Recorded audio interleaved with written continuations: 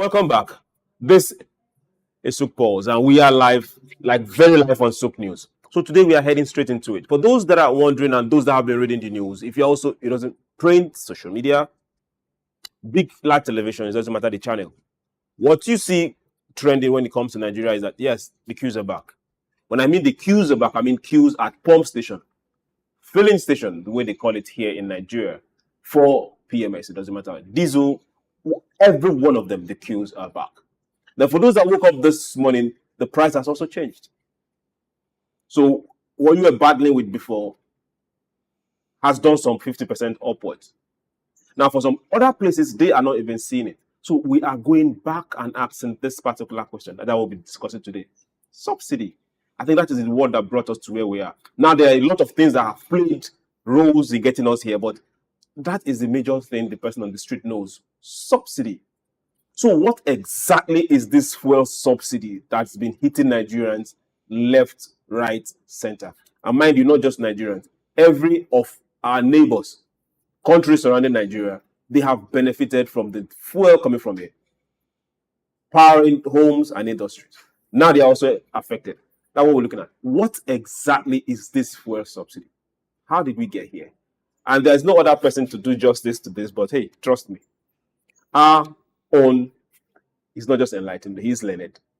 And he's good at presenting his points with facts.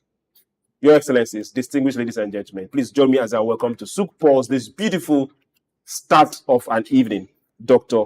Idahosa Osamhanze. So you're welcome to SOUQ Pulse. Cheers. Good evening, good Nigeria, good Africa. Good SOUQ. Good SOUQ, yeah. Thank you. Good SOUQ. Great SOUQ. SOUQ. Okay. Now,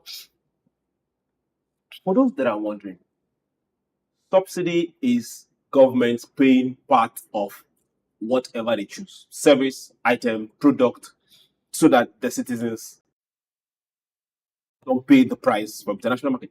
However, government is subsidizing it and paying a part. So it's not free. Somebody somewhere is paying. But now let's come back to our Nigerian factor. Is subsidy a noble initiative when it comes to fuel subsidy in Nigeria? Well, I think it's instructive to take a little dive into history. Our history? Or No. It's global economic history. Okay. How the world came to that dispensation of trying to augment their citizens. If you're familiar with the Communist Manifesto written by Karl Marx, the introductory sentence in that Communist Manifesto is that the history of all hitherto existing community is a history of class struggle. The struggle between the haves and the have-nots, the owner of capitals and the proletariats. And according to Karl Marx, with the way capitalism was developing, that the owner of capitals were actually producing their grave diggers in people who work, the laborers or the proletariats who were working in the factories or working in the farms. And he envisaged that there was going to be a revolution that will unseat the owner of capital. And then, of course, a new crop of elite or leaders will emerge from the labor movement. Now, the effort to see how to douse that tension, that revolution never happened, was what led Europe to introduce social incentive to placate workers so that they don't revolt against the owner of capital. And these social interventions are what today people come to refer to as subsidy or subsidizing or making the living condition for the worker good, placating them that they don't revolt against owner of capital.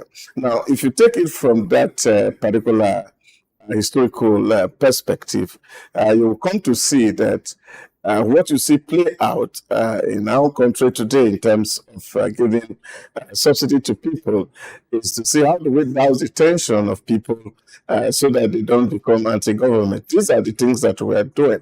But it is good for me to say very clearly and frantically at that also this evening that as a nation we have been living above our means. Let's focus on the subsidy. Yeah. Before we get to those living above, below, or don't even have means at all. Yeah. Why I emphasize this is that, you see, they say you should cut your coat according to your size. But now You have a coat. now there are no people are becoming too far that 6 years are not enough to sew. It's for that. So what do? You can't cut your coat according to your size. You have to cut it according to your cloth. Now, but these are very fundamental issues that we must, as a nation, have to look into. Okay. Before we look into that particular place, let's look back at Karl Marx. All right. Okay. Before Karl Marx, Africa was there. If I remember very well, you once told us a story about the people in your community, to be precise, even your own family, your father making sure that you had a farm, and at the end of the farming season, he will separate some yam seedlings and give you some. Yeah. And point out a plot for you to go farm. Oh, yeah. So you bring in energy. Oh, yeah. He gives you land. Yeah. He gives you seedlings. Oh, yeah. He is subsidizing the stress. Yeah. Good. So for their own form of subsidy, You see, in one way or the other. You see, Not just it wasn't really subsidy. communities also did it for us. It wasn't really subsidy as such, and you cannot class that to be subsidy. Was what our way of life. Yes, what the Africans were doing was raising capitalists. We're raising new capitalists. People who That's how we define. That's how Yes, we yes. So they were raising their own capitalists, and what they were doing is that you have served your father Okay. for a period of time, and then your father is duty bound To to make sure that settle you that you become the man he had desired you to become. okay. So what that is that it's like you're saving in a social bank, and at a certain point in time, because you're contributing to the economy of your father. So What about the community? yes, of course, At a point in time, the community will also come. the same was that there are some certain things that communities were not trading with. Take, for example, in my village, where I'm familiar with very well, I grew up to see this happen, that those who married my aunties or married my sister, their husband, of course, come with their entire community To come to farm for my Okay. father. Good. And the reason So they were subsidizing labor. no, we wait. The reason was simple, because at the point of marriage, Mhm. my father was not willing to take so much money from them because he needed the service, and that was a form of exchange. Okay. Now let's go back to that subsidy. Okay. It's still within that culture. And we've always had You see, don't forget the exchange part of it, because it's the exchange that Okay. is the fundamental, that you have something that you are parting with to me, Mhm. and therefore I am duty bound to give you something else. Okay. So The I people- work in my the- father's the citizens of a nation, they have something they are giving to the nation. They are being productive. A large percentage are paying That tax. is if A large yeah, percentage are paying tax. yeah, this So is the government is yeah. duty bound to give something back to yeah, them. you're giving back, which is what the role of government is to provide basic infrastructure Okay. for citizens and create the ecosystem for individual prosperity. Now, what government does is, yes, we need basic infrastructure that citizens cannot on their own provide for themselves. Then government provide those basic infrastructure to enable the citizens to be able to do some certain things.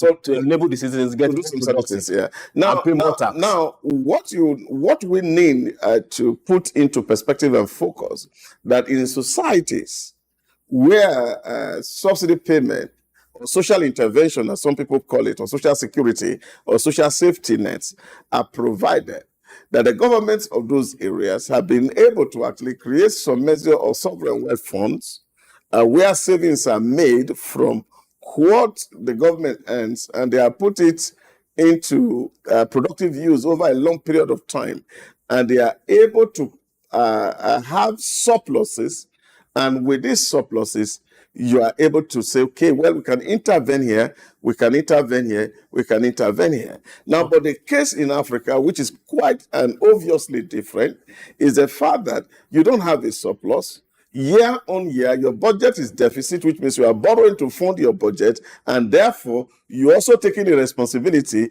to pay other people's bills as also not working. So that is compounding the problem for Africa. Okay, while that compounds the problem for Africa, which is an ongoing issue, let's come back to subsidy. All right, it's okay. Good. Now, this let's bring it back home. The Nigerian subsidy was originally designed to help cushion the effect of global oil market swings, changes, in whatever form it was. Through the years, from 1977, when it was made law, whereby price control was, hey, what we say it is what it is. You don't sell above.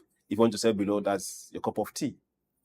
Now, looking at global oil markets, looking at from 1977 till date, has it achieved that purpose?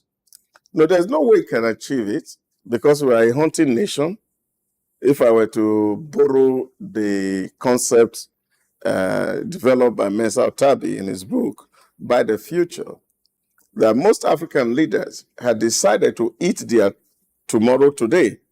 And therefore, because we have eaten our tomorrow today, we don't have a tomorrow. That's where we have found ourselves. Because we have eaten our tomorrow today. And this is quite very... Can you do us a favor? Not all of us are as learned as you think we are. So can you please explain eating our tomorrow today? Now, this is what it means. There are certain period in history, if we look at the Nigerian case, the period of 1967, toward the end of the Civil War, we had so much money that is even touted and written in books and history of Nigeria that Gowon, who traveled around as a head of state at that time, was saying that the problem Nigeria had was not a problem of money, but the problem of how to spend the money. And so the Gowon regime was on a spending spree. We fought the useless and the avoidable civil war because there was so much money, and was funding the economy of America and France in terms of arm and ammunition purchase. And then we get into some period of recession that we, of course, started to see how to enforce what they call it what they call it now, SAP, Structural Adjustment Program, to cut down on the appetite of the average Nigeria, which of course really didn't work. But when you look at the petrodollar crisis of the 1970s, that's 74, 75, a lot of money came into Nigeria through the sale of oil. So what do? The money was coming, and like Esau of the Bible, we ate everything, and because we were so hungry, and then we were not willing to preserve our birthright. Now, this is the challenge that faces us as a people. And then suddenly there was a blackout because the global conspiracy against the OPEC succeeded to some extent. And by 1980, money wasn't coming too well. And that was what necessitated the SOUQ policy that Babangida introduced around 1986, thereabout, to see how Nigeria can structurally adjust. Because at that time, we were consuming what we were not producing. And the whole idea of SAP, of course, which, of course, World Bank and the Bretton Woods institutions actually recommended to nations that were undeveloping at that time, was the fact that there were a lot of inefficiency in the system which needed to be trimmed so that the nation can actually kickstart or jumpstart their development. And of course, what happened? That process was botched. But somehow in between, there was another windfall. And that was during Babangida's time. And we had a windfall that brought into the economy over 12 billion US dollars. Was it accounted for? Up to today, it has not been accounted for. Okay, let's proceed. Let's proceed. Yeah, but now, this is you see, because if we don't do this background, where exactly are we going to? We're going to the subsidy issue. The That windfall, Nigerians, the windfall. no, it's not just a windfall that we have as a people Okay. be profligate in terms of how we live. And that is eating our tomorrow today. So that was what happened to the windfall. Now, but also realize that by 2009 and 2014, There was another we had a windfall. And of course, that's clear, and Okonjo-Iweala has written it in his book on the danger of fighting corruption, where he tried to see how to put the Sovereign Wealth Fund in place, and the Nigerian Governors Forum, which was headed by now ex-Minister of Transport, Rotimi Amechi, took the federal government to court. That money, we don't need to save it for the future of our children that belong to us, and we have the right to spend the money now. And the Supreme Court gave a judgment on their behalf that they have the right to spend the money today because they were not looking at tomorrow. Okay. So the money was given to the states, and then, of course, they frittered it. Some of them embarked on White Elephant project that didn't produce any good results. And then by 2014 October, the glut in the market started. And we have not recovered from that. Okay. Why we have not recovered from that? Let's push ahead. Okay. Because if we continue on this part of history, our time will run out. Now, there is a postulation. I'm saying a postulation because that is what it is. They've not come out, or research has not come out to give us specific names. There are postulations that less than 5% of Nigerians are benefiting from the subsidy regime. Oh, yes, it's simple. Okay. Now, for saying, oh, yes, can you enlighten us on who these 5% are? No, the 5% are the wealthy. Because every time the government subsidizes a product, because the system is inefficient and there is huge corruption in the system, what you see is that those big men and the big players who are in the industry, of course, like you know, in every society, you have the pyramid of how people live. At the apex, you have very few people. And that's we call the 5%. They may not even go out to 5%. They're just about 1% of the population. So these are the people who are their apex, and they are the one who collude with both the private and the public sector to take what belongs to everybody. Now, you remember in 2000 and I think that was a build-up towards the 2011 election or thereabout, when the then CBN governor was talking about how some people were coming to NNPC headquarters, because those documents he saw in CBN, who were taking delivery of vessels of oil. And in one single day in our Papa port here, that don't have capacity to even handle one vessel in a day, that about 9 vessels were offloading the same day. Now, what that means is that if 9 vessels are offloaded in one day, because the government is paying the difference between the market price and the selling price, government pay for 9 vessels. Now, who takes this money? These are people who have done no work, who have done no business, but by virtue of their relations in the corridor of power, they can take free money from government in the name of all of us. Okay. So that is why up till now we speak, really, people say Nigeria cannot tell the exact quantum of PMS that it consumes. We have, by the way, yesterday, Femi said, while he was congratulating Dangote on the feat of having the PMS out, that now Nigerians will know the exact quantum of petrol we consume per day. Okay, that has been opaque for years. Because somebody somewhere is signing papers and taking some money. Okay, now before we get to that particular place, do you know their names? I have no idea. Okay. Over the years, there is this focus on fuel subsidy as the reason why government after government is failing. Why? No, it's simple. It's simple. Just last week, I also had the opportunity to speak on some of these issues while we were looking at some basic reforms in Nigeria as how do we generate more funds?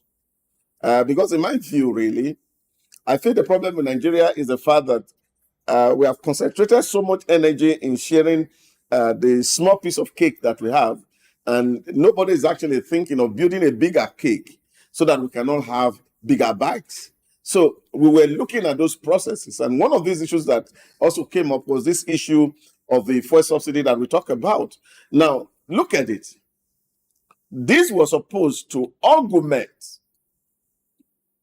the spending of the what they call the mekunus, or the real poor of the poor. But the unfortunate thing is that in Nigeria, because we have no data, we really do not know who are the poor of the poor. And therefore, the administration of subsidy, and by extension, every other social interventions of government gets into the wrong hands. And this is not sustainable.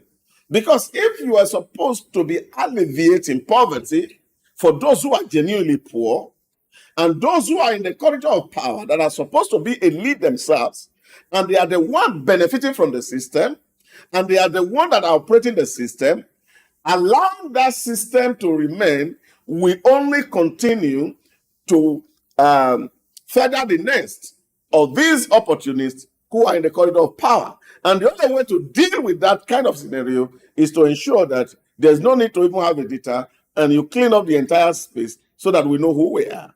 Okay. But you see, I have always given this example that India succeeded in doing what was needful in terms of actually able to identify who are the real poor in society and target them for subsidy.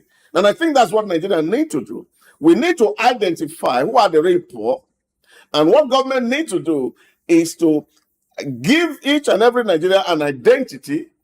And of course, that identity are connected to all our banks, all our land owings, everything that we do. And then, of course, assessing government service or even school services, tax, everything are connected to this ID card. So that on a click of a button on a dashboard, we know who you are. Okay, while you try finding out who we really are, let's follow up on what you just said. Are we operating a subsidy scheme or a corruption scheme? Yeah, but that's what I'm saying. Of course, there's no other name to call it a subsidy, because what government is How doing... can it be subsidy? No. When from every of the analysis we've had, somebody somewhere, some group somewhere. You have a good intention. Who has the good intention? Now, whether it is, take for example, let me give you one very easy example in drug abuse. Let's still. We're talking on subsidy. I just want to give you a kind of a scenario so that you understand what I'm talking about. Now, the man who made tramadol didn't make it to be abused.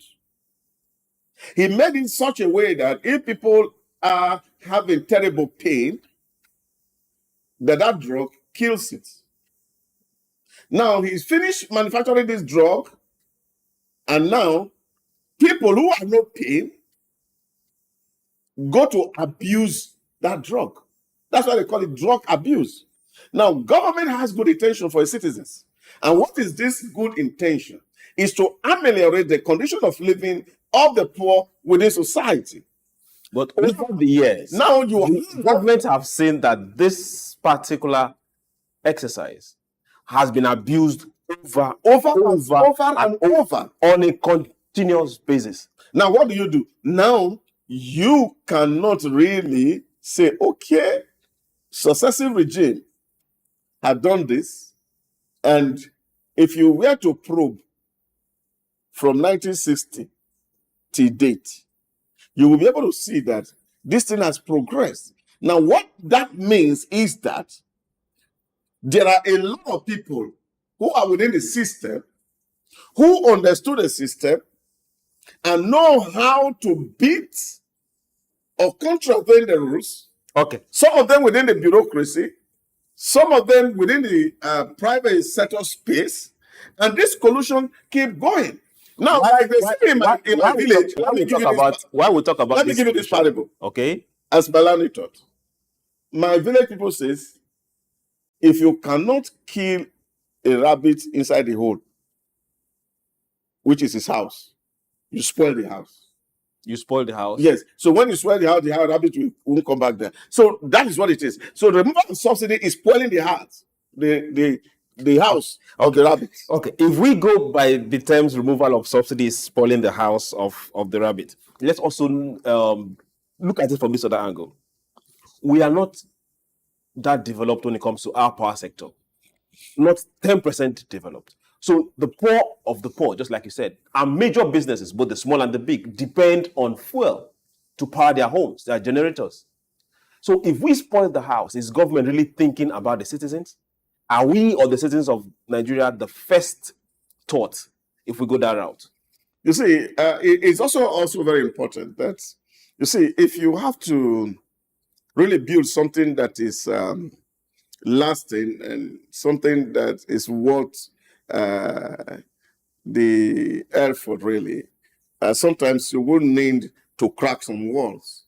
And I think, for me, subsidy, are we calling this cracking walls? Because this has gone beyond cracking. This is we are demolishing a community right now. It's cracking of the walls. Because what you need to do is, or what we need to understand is if government, and which is really my problem, the subsidy removal is not my problem, but the approach in handling the issues are my problem. And I think some of all these things come from some of the aids that the president has actually, in his wisdom, chosen to help in driving the entire process. Okay. You see, because if subsidy was removed and we are managing the outcome of this subsidy very well, we will not have these unintended consequences that we are seeing today. Unintended, you say? Yes, they are unintended consequences. Let's hold on to that thought of unintended, because we don't know if it's your intention or their intention. SOUQ Pulse will be right back. We'll go on a very short break. Remember, we are looking at subsidy.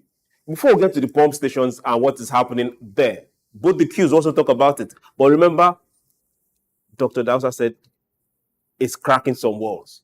Let's chew on that. Unintended. Let's also chew on that. Now, let me read you some numbers and see if it looks like cracking some walls. Obasanjo, 1999, fuel was 20 naira. Now, by the time Obasanjo was leaving, 2007, fuel was 75 naira. Serious cracking walls. Yaradua came and Jonathan, fuel was 65 naira. Yaradua of blessed memory. I wish you were still alive. He took it back some 10 nairas down. Then Goodluck decided to make it 141. Then bowed to pressure to 97. By the time he was leaving, he lost the election. 87.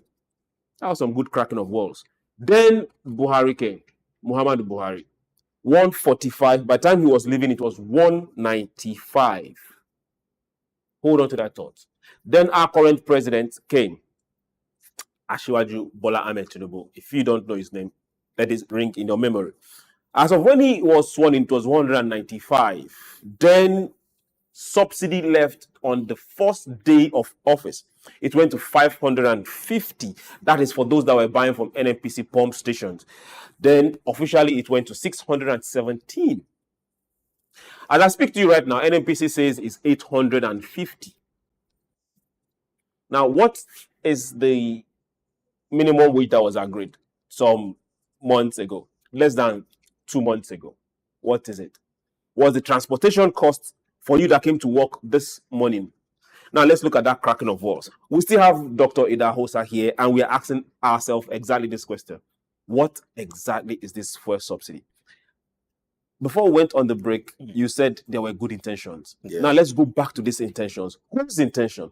That of the citizen or that of the government that is supposed to be on the side of the citizens? Well, we don't know which side they are on right now.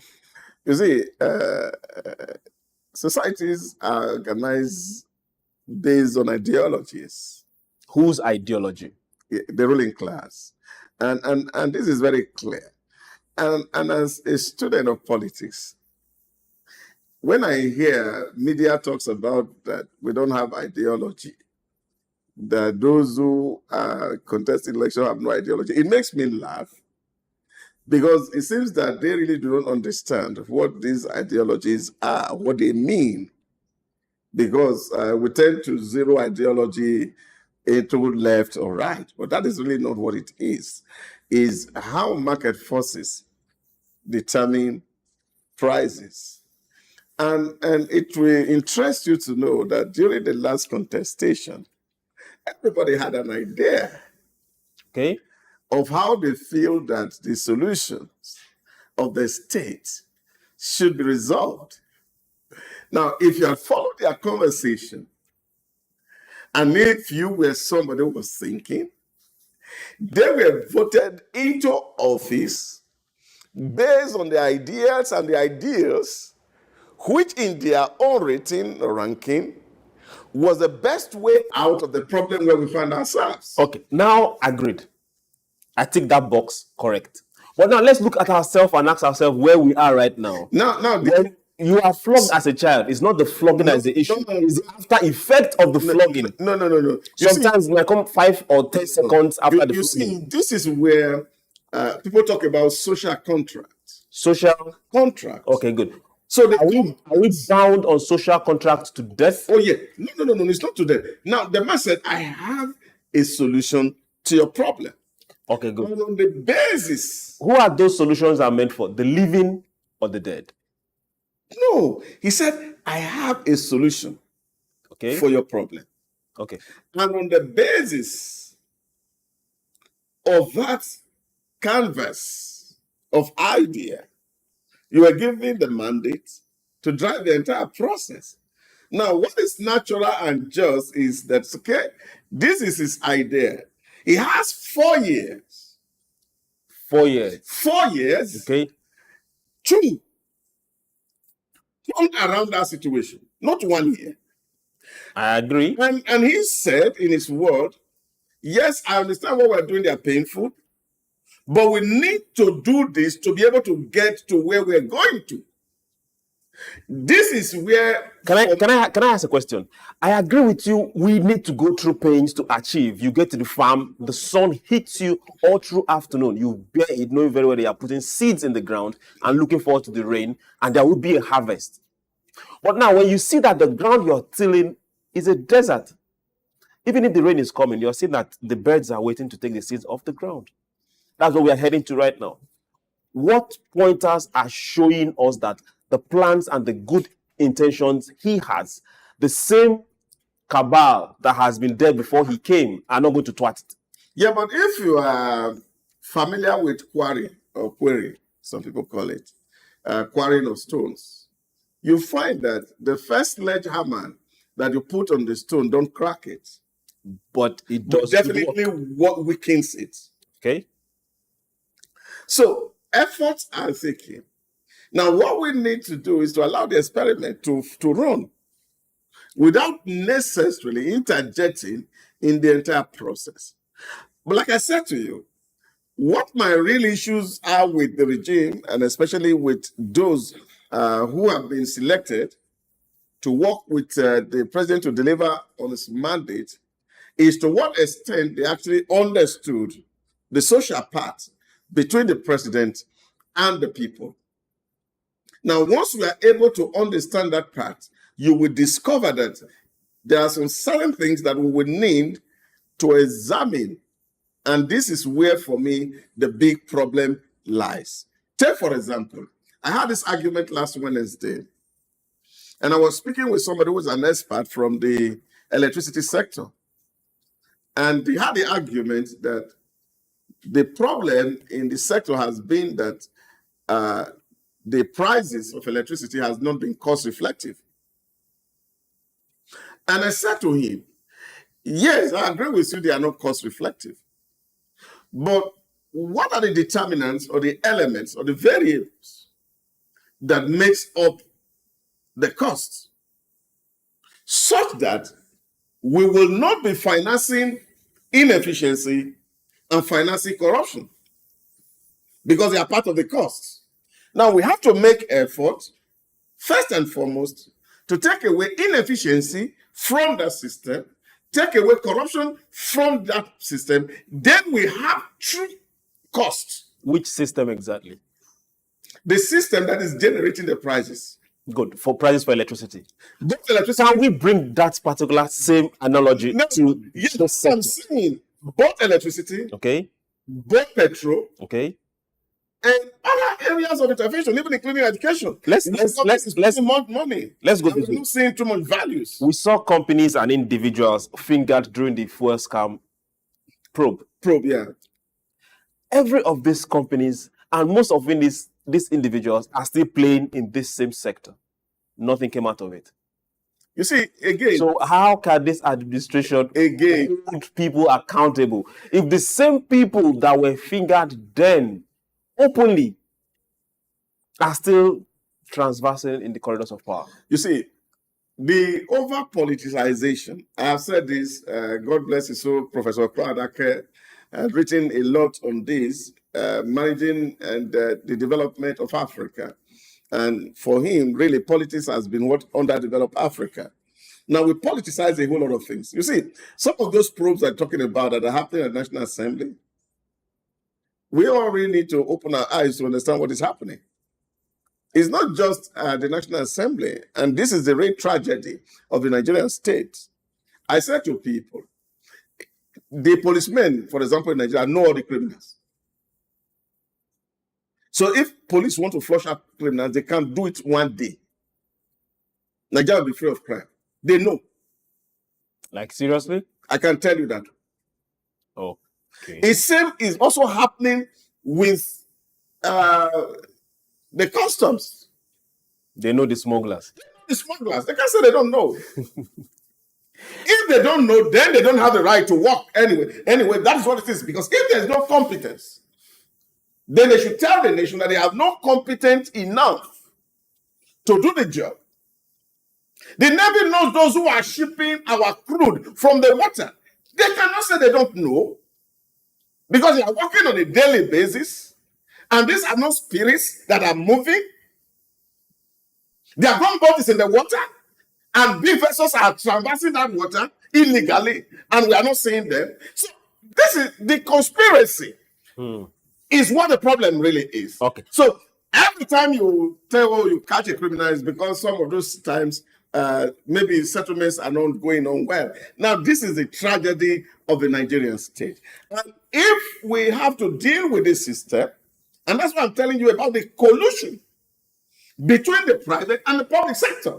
Collusion between private and public yes, sector. Public sector. Let's look at NMPC. For me, the president should do is to see how can we become more transparent.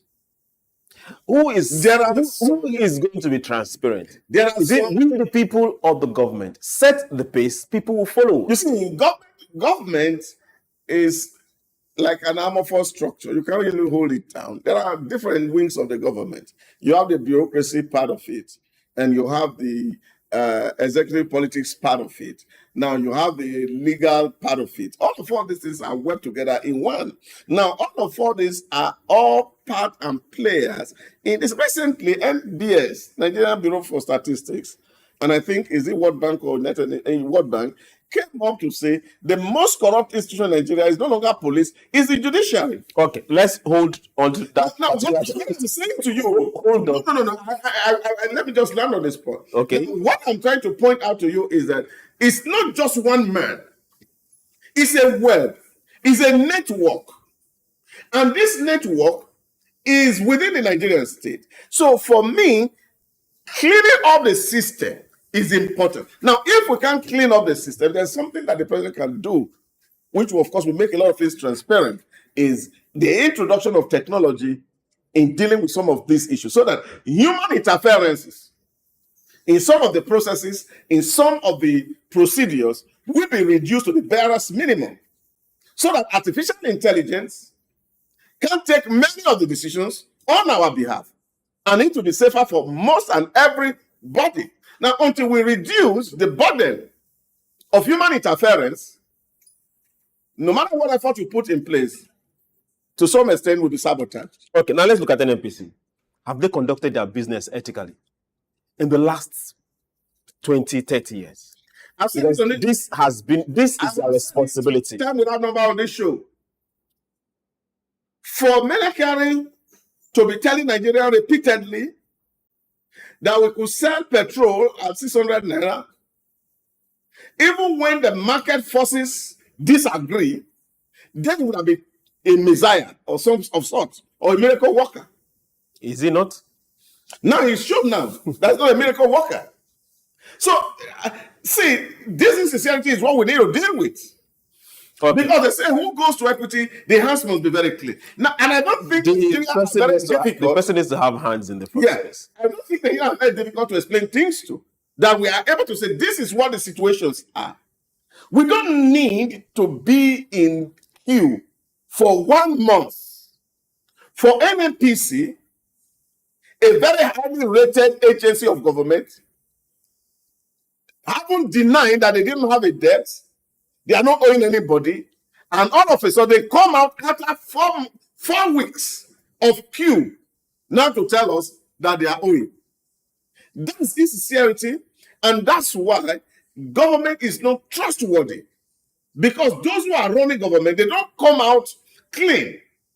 And because either they are trying to protect or keep their jobs, and they don't want to say the truth. Now, if this man had come out and said, look, the cost of importation of fuel, this is what it is. And then the cards are on the table. Whether they are labor, whether they are civil society, whether they are even the citizens, everybody will be able to see this card on the table, and it will be very easy to support whatever policy of government that is being put in place to address this trouble. This is what Modi did very rightly in India. Okay. He put the cards on the table, and then, of course, the citizens made their choice and said, this is where we want to go. Look, when you did this in Singapore, and it's working. It can work in Nigeria. So it's really not the price that is the problem. So Tinubu can do it in Nigeria. He can do it in Nigeria. Okay. So it's really not pricing the problem. The sincerity, integrity, transparency, openness is the problem. Okay. Now, let's ask ourselves this particular question. I need you to really answer this. Can we send crude to local refineries, modular refineries, without using global rate? We can use global rate. Can't we send crude to them without the global rate? We can use global rate, but we can ask them to pay in naira, not in dollar. Must we use global rate? We have to. Why? Because we are signatory to a protocol. Okay. China is a signatory to EVs and components manufacture and import, both from product down to raw materials, with EU and other African countries. The same thing with the US when it comes to agriculture and their fertilizer. Yes, they subsidize for their farmers, and China is crying and saying, no, we can't compete with you on agriculture. So China has also gone to subsidize all EU manufacturing vehicles and companies, and Europe is shouting and saying, no, you can't do that. So why is it Africa that is saying, no, we are going to comply with what we signed? You see, at the detriment of her own people. Why? For accountability's sake. Whose accountability? This is what it is. Now, what it is that if Chuks, I find you. Am I indebted to them? No. You are no. Let's assume you are my own son. Okay. Let's not assume. You know I am. Now, I am giving you a fine. Okay. That look, for breaking this glass, you have to pay for it. But I know you. Now, what I'm going to do is I'm going to take that money from the pocket money, which I also give to you. And that is what makes the account books to balance. What government should do is that, yes, we are going to sell at international price. Now, that international price is valued. Of course, it's convertible. And government is saying to refineries, we have an agreement with you that you are going to sell petroleum product to our people at S amount of price. Now, we are not going to give you that cash. We are going to give you in crude. So we give you that crude to refine so that you can sell this product to our people at a particular price. Good. And So then the government must be... If this is possible, why are they not thinking? Yeah, but you see, this is what I'm talking about. Those who have been selected or hired by the president to think with him, they need to sit down. Because I think the citizen of a country should come first. And think of creative ways to solve this problem. So the removal is not a problem. Even the price is not a problem.